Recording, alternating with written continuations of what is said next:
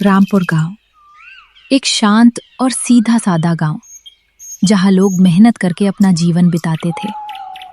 लेकिन उसी गांव में एक ऐसा लड़का भी रहता था जो पूरे गांव के लिए मुसीबत बन चुका था। उसका नाम था रामू। माँ बाप का इकलौता बेटा, लेकिन संस्कारों से बिल्कुल खाली। ऐसा मत किया कर, लोग क्या कहेंगे। मुझे किसी की परवाह नहीं है, जो मन करेगा वही करूंगा। अरे नालायक, कम से कम जानवर पर तो दया कर। मुझे नहीं करना कोई काम, आप लोग खुद कर लो। गांव की शांत दोपहर में बरगद की छांव तले कुछ ऐसा पक रहा था जो किसी तूफान की आहट थी। रामू और उसके साथी खाली बैठे अपनी शरारतों की अगली योजना बना रहे थे। उनके चेहरों पर मासूमियत नहीं, बल्कि कुछ गलत करने की चमक थी। यार रामू, आज की दोपहर बहुत सुस्त है। कुछ ऐसा मजेदार करते हैं जिससे खून में थोड़ी गर्मी आए। मजा तो तब आएगा जब काम ऐसा हो जिससे पेट भी भरे और जेब में कुछ फायदा भी हो। अरे भाई, काम बन गया। मैं अभी मोहनी के घर के सामने से निकला हूँ। उसकी माँ ने ताजे फलों से भरी टोकरी दहलीज के बाहर सुखाने के लिए रखी है। बिल्कुल रसीले आम और अमरूद हैं। फिर देर किस बात की? किस्मत खुद दरवाजा खटखटा रही है। चलो आज वही टोकरी साफ करते हैं। वाह, आज तो दावत होगी, सब मिलकर बांट लेंगे। दबे पांव चोरों की तरह ये चारों मोहनी के आंगन की तरफ बढ़े। डर उनके मन में नहीं था, बस पकड़े जाने का थोड़ा सा अंदेशा था। घर के बाहर सजी धजी टोकरी उनके लालच को और बढ़ा रही थी। बबलू, तू उधर गली के मोड़ पर नजर रख। बिट्टू, तू पीछे देख। मैं और छोटू टोकरी उठाते हैं। जल्दी करो रामू, कोई भी बाहर आ सकता है। रामू फुर्ती से टोकरी उठाता है। चारों बिना पीछे मुड़े तेजी से खेत की ओर भाग जाते हैं। गुनाह चाहे कितनी भी सावधानी से किया जाए, गवाह छोड़ ही देता है। रामू को लगा कि उसने बड़ी सफाई से काम किया, पर उसे नहीं पता था कि कोई उसे देख रहा है। अरे ये क्या बदतमीजी है? रामू, तुम ये टोकरी लेकर कहां भाग रहे हो? रुको, अभी रुको। रामू और उसके दोस्त सोहन काका की आवाज अनसुनी कर गायब हो जाते हैं। मोहनी की माँ पानी लेकर बाहर आती हैं और खाली जगह देखकर चौंक जाती हैं। हाय राम, मेरी फलों की टोकरी कहाँ गई? अभी तो 2 मिनट पहले यहीं रखी थी। बड़ी मेहनत से चुनिंदा फल लाए थे। सोहन काका वहां पहुंचते हैं। बहन, परेशान मत हो। मैंने अपनी आंखों से देखा है, रामू और उसके आवारा दोस्त तुम्हारी टोकरी लेकर भागे हैं। संस्कार ही खत्म हो गए हैं उस लड़के के। बहुत हो गया। उसकी शरारतें सहते सहते अब वो चोर बन गया है। अब तो फैसला उसके घर पर ही होगा। रामू के पिता धर्मदेव आंगन में बैठे अखबार पढ़ रहे हैं और माँ सीता रसोई में काम कर रही हैं। धर्मदेव भाई साहब, बाहर निकलिए। देखिए आपके लाडले ने क्या गुल खिलाए हैं। आज वो मेरे घर से फलों की टोकरी चुरा ले गया। क्या कह रही हैं आप? मेरा रामू शरारती जरूर है, पर वो चोरी नहीं करेगा। अगर सोहन काका ने देखा है तो बात सच ही होगी। आज उसने हमारे खानदान की इज्जत मिट्टी में मिला दे। रामू अपने दोस्तों के साथ हंसते हुए और फल खाते हुए घर में घुसता है। उसे देखते ही धर्मदेव खड़े हो जाते हैं। खड़ा हो जा भाई, सच सच बता, क्या तूने मोहनी के घर से फल चुराए हैं? हाँ, चुराए हैं तो क्या हुआ? कुछ फल ही तो थे, कोई खजाना तो नहीं लूट लिया। बेटा, तू इतना गिर जाएगा मैंने सपने में भी नहीं सोचा था। क्या यही सिखाया था हमने तुझे? नालायक, तुझे अपनी गलती पर शर्माने के बजाय गुरूर हो रहा है। अगर तूने अपनी ये आदत नहीं बदली तो इस घर में तेरे ये कोई जगह नहीं होगी। मुझे किसी का डर नहीं है, जो करना है कर लो। मैं किसी के सामने नहीं झुकूंगा। एक बूढ़ी गाय खूंटे से बंधी है। रामू हाथ में डंडा लिए गुस्से में गाय को देख रहा है। धर्मदेव गाय को सहला रहे हैं। पिताजी, आखिर इस जानवर को पालने का मतलब क्या है? न ये दूध देती है, न इसके बछड़े हुए। बस दिन भर चारा खाती है और गोबर फैलाती है। इसे किसी कसाई को बेच क्यों नहीं देते या कहीं छोड़ क्यों नहीं आते? रामू, ये कोई मशीन नहीं है, ये घर की लक्ष्मी है। इसने बरसों हमें दूध पिलाया है। अब जब ये बूढ़ी हो गई है तो क्या हम इसे बेसहारा छोड़ दें? फायदे की बात सोचिए पिताजी। जो काम ना आए उसे खिलाना बेवकूफी है। तो फिर इस तर्क से तो तुझे भी घर से निकाल देना चाहिए। तू कौन सा दूध दे रहा है? ना काम करता है, ना इज्जत कमाता है, ऊपर से चोरी करके घर का नाम डुबा रहा है। तू भी तो हम पर बोझ ही है, फिर तुझे क्यों पाल रहे हैं हम? रामू, जो हमें कुछ नहीं देते उनकी सेवा करना ही असली धर्म है। ये गाय हमारी माता है। ये सब पुरानी बातें हैं। मुझे ये फालतू का बोझ घर में नहीं चाहिए। दोपहर का समय। माता पिता घर के अंदर हैं। रामू आंगन में अकेला है और गुस्से में उबल रहा है।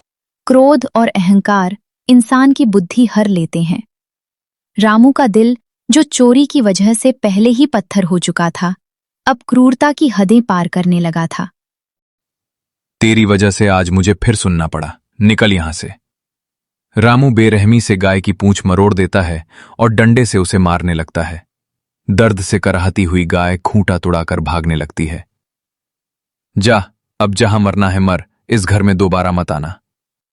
शोर सुनकर धर्मदेव और सीता बाहर दौड़कर आते हैं। वे देखते हैं कि गाय दर्द से कराहती हुई दूर भाग रही है और रामू के हाथ में डंडा है। का नाम डुबा रहा है। तू भी तो हम पर बोझ ही है, फिर तुझे क्यों पाल रहे हैं हम? ये हाय राम, ये लड़का तो कसाई बन गया। रामू, तूने सिर्फ चोरी नहीं की, तूने आज महान पाप किया है। गौ माता की आह तुझे कभी सुखी नहीं रहने देगी। धिक्कार है मुझ पर कि मैंने तेरे जैसा बेटा पैदा किया। चोरी तक तो फिर भी बर्दाश्त था कि शायद तू सुधर जाए, पर तू तो अंदर से मर चुका है। तू सिर्फ चोर नहीं, तू एक निर्दयी पापी है। हाँ, हूं मैं पापी। हटा दिया मैंने उस मुसीबत को। अब क्या कर लोगे? अब तू इस घर की चौखट लांघ और निकल जा यहां से। जिस लड़के के दिल में एक बेजुबान के लिए ममता नहीं, वो अपने बूढ़े माँ बाप का क्या होगा? जा, अपनी पाप की दुनिया में ही जी। घर से निकलते वक्त रामू के सिर पर अहंकार का भूत सवार था, पर जैसे जैसे सूरज ढला, उसे एहसास हुआ कि जिस समाज और जिस घर को वो ठुकरा कर आया है, उसके बिना उसका कोई वजूद नहीं है। पापी तो वो बन गया था, पर अब उस पाप का बोझ उसे भारी लगने लगा था। सुबह का वक्त है। रामू बिखरे बालों और मैले कपड़ों में घर के दरवाजे पर खड़ा है। उसके चेहरे पर सच्चा दुख कम और बेशर्मी ज्यादा है। पिताजी, मैं रात भर बाहर था। मुझे अपनी गलती का थोड़ा एहसास हुआ है। मैं अब कहीं नहीं जाऊंगा, यहीं रहूंगा। बेटा, क्या सच में तू सुधर गया है? गाय को वापस ले आएगा? अब जो गया सो गया माँ। बस अब शोर मत मचाओ। कोई कुछ भी कहे, मुझे फर्क नहीं पड़ता। मुझे बस खाना दो और सोने दो। तेरी बातों में पछतावा नहीं, सिर्फ ढिठाई दिख रही है रामू। तू सुधरा नहीं है, बस थक गया है। दोपहर में रामू फिर उन्हीं दोस्तों के साथ गांव की पनघट के पास खड़ा है। गांव की एक लड़की राधा मटका लेकर जा रही है। देख रामू, आज तो तूने घर में एंट्री ले ली, अब कुछ नया धमाका कर। अरे राधा, इतनी जल्दी में कहाँ जा रही हो? जरा हमसे भी तो दो बातें कर लो। रास्ता छोड़ो रामू, तमीज से बात करो वरना अच्छा नहीं होगा। तमीज सीख लेंगे मैडम, लेकिन पहले आप मुस्कुराना तो सीख लो। गुस्से में तो और भी खतरनाक लग रही हो। अरे ओ राधा, इतना ड्रामा क्यों कर रही हो? थोड़ा मजाक ही तो किया था। इतना सीरियस मत बनो। मजाक? तुम्हें ये मजाक लगता है रामू? किसी लड़की की इज्जत से खेलना मजाक नहीं होता। अरे जाओ जाओ, तुम जैसी बहुत देखी हैं। जाकर जो करना है कर लो। सुन ले रामू, आज तो मैं जा रही हूँ, लेकिन अब मैं चुप नहीं बैठूंगी। आज मैं अपने माँ बाप और गांव के मुखिया को सब बताऊंगी। फिर देखना तेरी ये हंसी कैसे गायब होती है। अब ये लड़ाई सिर्फ राधा की नहीं थी, हर उस लड़की की थी जो रोज ऐसी बदतमीजी सहकर भी चुप रह जाती है। और आज राधा ने ठान लिया था कि अब चुप्पी नहीं बल्कि आवाज उठेगी और इंसाफ होकर रहेगा। भाई, अब तुम लोग अपने अपने घर निकल जाओ। मामला थोड़ा गर्म हो गया है। वो लड़की सीधा घर जाकर शिकायत करेगी। अब ये लफड़ा मुझे ही सुलझाना पड़ेगा। तुम लोग यहाँ रुक कर और फंस जाओगे। ठीक है रामू, संभाल लेना, हम चलते हैं। सभी दोस्त धीरे धीरे वहां से निकल जाते हैं। रामू जाते जाते कोई न कोई बचने का तरीका सोचता हुआ आगे बढ़ रहा था। रामू के घर के बाहर भीड़ जमा है। राधा के पिता मुखिया जी और उसकी माँ गुस्से में चिल्ला रहे हैं। धर्मदेव और सीता हाथ जोड़े खड़े हैं। धर्मदेव, डूब मरो चुल्लू भर पानी में। तुम्हारे बेटे की हिम्मत कैसे हुई मेरी बेटी का रास्ता रोकने की? आज उसने दुपट्टा खींचा है, कल वो कुछ और करेगा। इस आवारे को जेल भिजवाओ, इसने पूरे गांव की नाक कटवा दी है। तुम्हारी परवरिश पे थू है। मुखिया जी, हमें माफ कर दीजिए, हमें नहीं पता था कि ये इतना गिर जाएगा। माफी से काम नहीं चलेगा, इस हरामी को सुधारो वरना गांव वाले इसे जिंदा गाड़ देंगे। भीड़ जाने के बाद घर के अंदर सन्नाटा है। रामू एक कोने में बेफिक्र होकर बैठा है, जैसे कुछ हुआ ही न हो। धर्मदेव और सीता टूट चुके हैं। अब हम गांव में मुंह दिखाने लायक नहीं रहे। लोग हमें गालियां दे रहे हैं। ये अब ऐसे नहीं मानेगा। इसके सिर पर जो ये जवानी का खून उबल रहा है ना, इसे जिम्मेदारी ही शांत करेगी। अब इसकी शादी कर दो। शादी? मेरी? अभी? हाँ, कोई गरीब घर की लड़की ढूंढो जो इसे संभाल सके।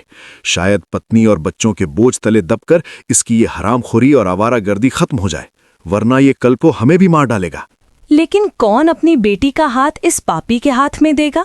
कोई तो होगा जिसकी मजबूरी का हम फायदा उठाएंगे, और यही इस रामू की सजा भी होगी और आखिरी मौका भी। रामू की शादी सीता के एक गरीब रिश्तेदार की बेटी कमला से हो जाती है। कमला सीधी सादी और सहनशील लड़की है। ए कलमुही, पानी ला रे, सुनाई नहीं देता क्या? हाथ पैर जल्दी चला, यहाँ कोई महारानी बनकर नहीं आई है तू? जी, अभी लाई, जरा चूल्हा फूक रही थी। चूल्हा फूक या अपनी किस्मत, मुझे मतलब नहीं। इस घर में रहना है तो नौकरानी बनकर रहना होगा, समझी? शादी के 1-2 साल बीत गए।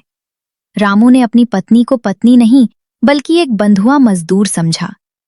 पर कुदरत का अपना इंसाफ था। घर में किलकारी नहीं गूंजी। गांव का कुआं। कमला घड़ा भरने आती है। वहां खड़ी औरतें फुसफुसा रही हैं।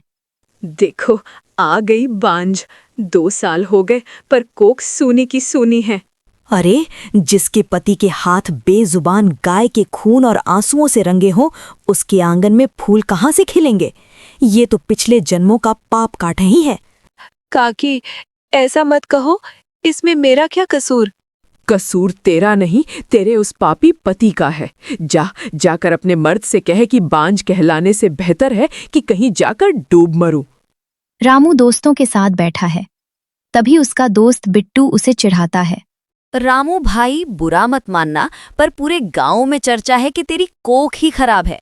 लोग तेरी लुगाई को बांझ कह रहे हैं। मर्द होने पर सवाल उठ रहे हैं तेरे। अरे, ऐसी बात है? मुझे तो कुछ पता ही नहीं था। मैं अभी घर जा रहा हूं, जाकर पता करता हूं। कमला, ओ कमला, क्या हुआ था आज कुएं पर? लोग क्या कह रहे थे? सब मुझे बांझ कह रहे हैं रामू जी। कह रहे हैं कि आपके पापों की सजा मुझे मिल रही है। मैं अब बाहर मुंह दिखाने लायक नहीं रही। रामू सन्न रह जाता है। वो पहली बार अपनी पत्नी के आंसू देख पसीजता है। तभी उसकी माँ सीता वहां आती है। वो लोग झूठ नहीं कह रहे रामू। तुझे याद है वो दिन जब तूने उस बूढ़ी और बेसहारा गाय की पूंछ मरोड़कर उसे अधमरा करके घर से निकाला था? पर माँ, वो तो बस एक जानवर था। वो जानवर नहीं, गौ माता थी। उसकी हाय आज तेरे आंगन को सूना रखे हुए है। तूने चोरी की, बदतमीजी की, हमने सहा, पर तूने एक बेजुबान का दिल दुखाया, वो भगवान नहीं सहता। जब तक तू उस पाप का प्रायश्चित नहीं करेगा, तेरा वंश आगे नहीं बढ़ेगा। तो मैं क्या करूं माँ?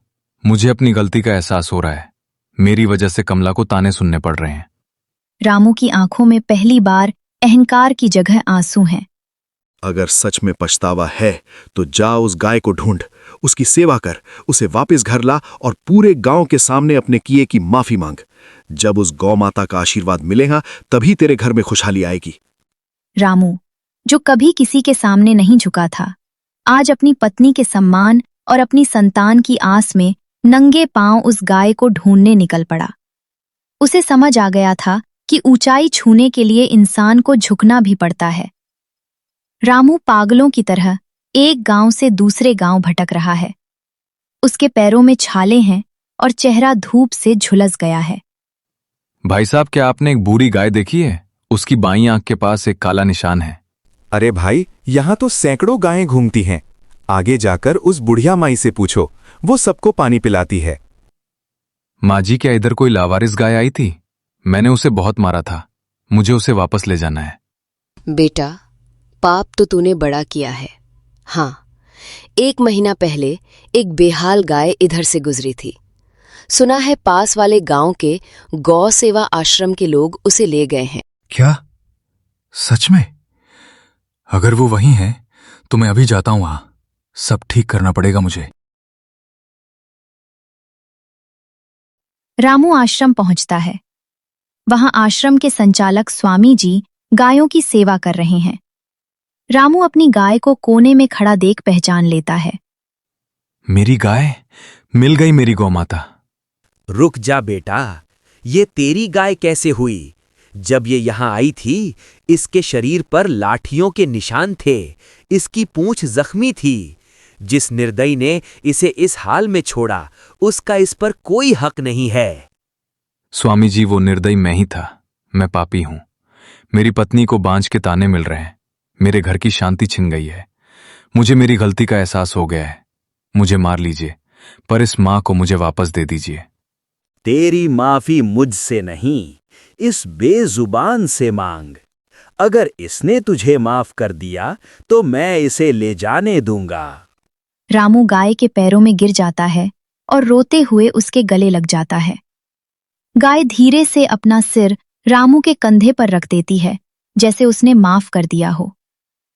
2 महीने बाद रामू के घर का आंगन, वही गाय अब स्वस्थ है और उसके पास एक नन्हा बछड़ा खेल रहा है। देखो धर्मदेव, गौ माता ने घर आते ही खुशियों का द्वार खोल दिया। बछड़े के आने से घर कैसो चहक उठा है। सच कहा सीता, रामू भी अब बदल गया है। अब वो दिन भर खेतों में मेहनत करता है और शाम को गाय की सेवा। 10 महीने बाद घर के बाहर ढोल नगारे बज रहे हैं। गांव वाले जमा हैं।